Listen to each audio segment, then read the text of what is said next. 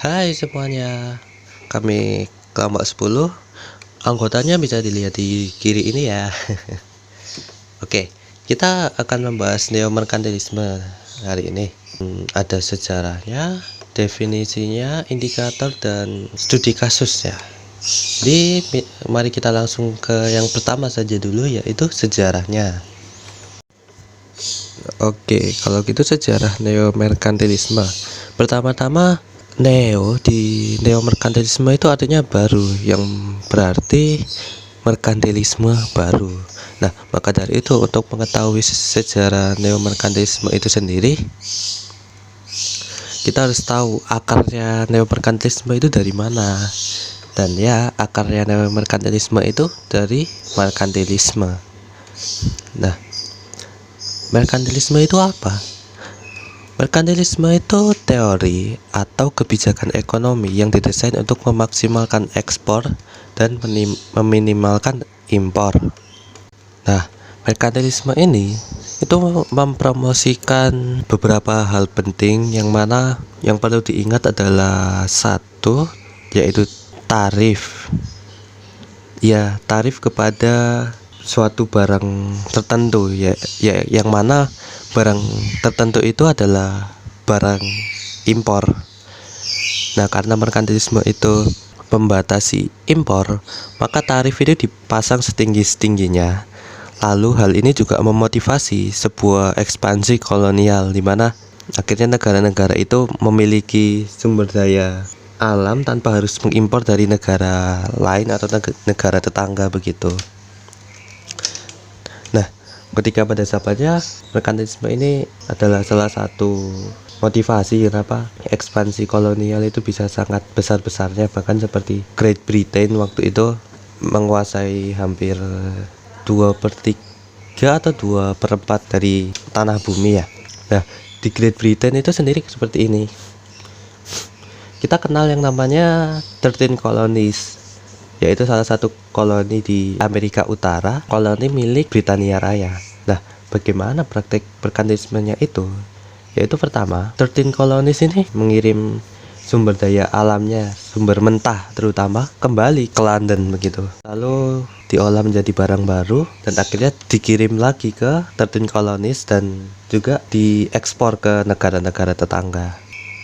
Nah, in-depth mercantilism.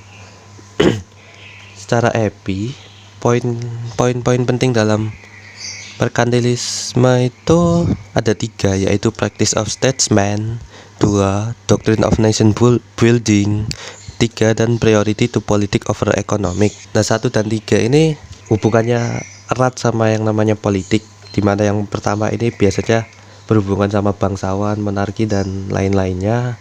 Lalu yang ketiga adalah priority to politic over economy, dimana melaksanakan praktik yang aku sebut tadi, dengan satu poin bahwa 13 colonies itu nggak bisa mengekspor sumber daya alamnya itu ke negara lain. Lalu yang ketiga, doctrine of nation building. Nah, doktrin ini dimana lagi-lagi ya ada berhubungannya sama politik, tapi politiknya ini lebih ke pasar. Jadi pasar didorong oleh entitas politik di negara itu untuk mengejar atau meraih kepentingan negara itu, sehingga di dalam praktik merkantilisme itu ekonomi hampir sepenuhnya berada di tangan para politikus negara, atau simpelnya dipegang langsung oleh negara, dan akhirnya langsung masuk ke neomerkantilisme. Nah, neomerkantilisme sesuai dengan namanya neo, yaitu baru. Merkantilisme itu beradaptasi dengan sistem politik internasional yang sekarang begitu. Mungkin untuk lebih jelasnya bisa dilanjutkan oleh teman saya.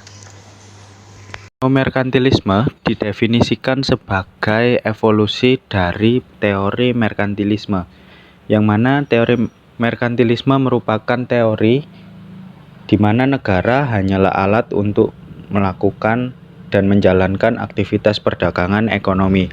Sedangkan dalam teori neomerkantilisme, negara berperan sebagai penjaga, yakni dalam hal ini negara dapat membuat kebijakan-kebijakan untuk melindungi sektor-sektor produksi dan industri di dalam negerinya sendiri, agar dalam persaingan global produk dalam negeri masih bisa terjangkau dan tidak kalah saing dengan produk-produk asing yang didatangkan dari luar negeri.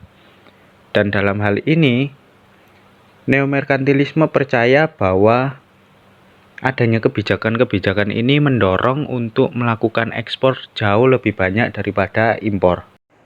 Adapun indikator dari neomerkantilisme ini ada 3, yaitu yang pertama, negara sebagai peran sentral dalam pembangunan negara, di mana negara adalah peran utama dalam pembangunan negara melalui kebijakan ekonomi. Lalu yang kedua, hambatan non-tarif, di mana hambatan ini dikenal untuk upaya membatasi impor dikarenakan semakin dibatasinya kebebasan dalam menggunakan hambatan tarif.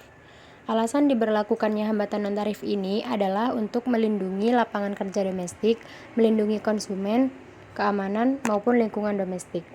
Lalu yang ketiga, mendorong ekspor dan membatasi impor, di mana hal ini adalah upaya untuk menaikkan pertumbuhan ekonomi.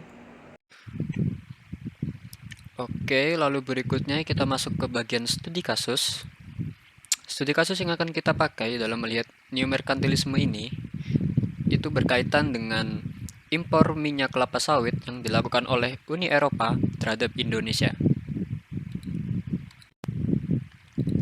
Kita masuk ke indikator yang pertama, yaitu negara sebagai peran sentral dalam pembangunan negara. Seperti yang kita tahu bahwa neomerkantilisme mengambil konsep dengan merkantilisme yang sebelumnya. Hanya saja dalam neomerkantilisme ini, negara tidak hanya berpusat kepada kepentingan negaranya sendiri, melainkan mereka sudah melakukan kerjasama dalam lingkup global atau internasional yang dimana melalui perantara organisasi internasional. Sehingga tidak hanya satu negara saja, melainkan negara-negara yang berada di Eropa membangun sebuah organisasi yang bernama Uni Eropa. Mereka menjadi satu dan saling bekerja sama untuk memutuskan tindakan yang akan diambil selanjutnya. Berikutnya, indikator yang kedua yaitu proteksionisme dalam bentuk hambatan non-tarif. Dalam hal ini, Uni Eropa mengeluarkan sebuah resolusi yang bernama Palm Oil and Deforestation of the Rainforest, yang dimana resolusi ini dikeluarkan untuk membatasi impor minyak kelapa sawit dari Indonesia. Mereka merasa bahwa sertifikat yang telah dikeluarkan sebelumnya dirasa tidak efektif dalam pelaksanaannya. Hambatan tarif dan hambatan non-tarif jelas berbeda dalam pelaksanaannya. Karena dengan hambatan non-tarif, tidak semua barang impor bisa masuk dengan sesuka hati. Ada batasan-batasan atau kuota yang terbatas untuk barang impor bisa masuk ke dalam suatu negara. Oleh karena itu, pihak Uni Eropa mengeluarkan sebuah resolusi ini agar impor kelapa sawit dari Indonesia tidak masuk semuanya, yang akhirnya memungkinkan agar produk dalam negeri mereka bisa bersaing dengan produk impor dari Indonesia. Indikator yang ketiga yaitu mendorong ekspor dan membatasi impor. Namun dalam studi kasus kali ini, Uni Eropa tidak berfokus pada ekspor, melainkan mereka berfokus untuk menekan dan membatasi impor minyak kelapa sawit dari Indonesia.